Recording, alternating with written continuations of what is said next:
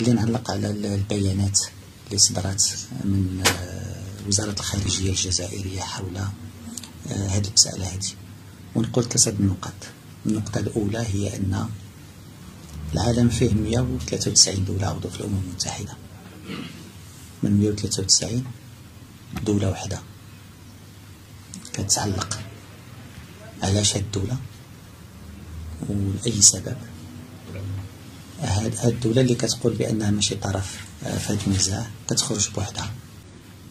لا دولة الجزائر عندها موقف من هذه القضية وموقف بهذا الشكل، يعني كتحرك وكتقول وهذا، فخصها تجي تدافع عليه في طاولة المفاوضات باعتبارها طرف مباشر، وتحدد مواقفها وتدافع عليها في إطار مفاوضات اللي كتراعاها الأمم المتحدة.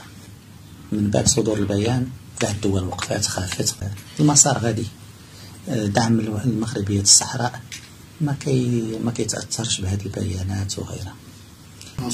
فاللي كيكتبوا البيانات غير يوجدوا بيانات أخرى للتنديد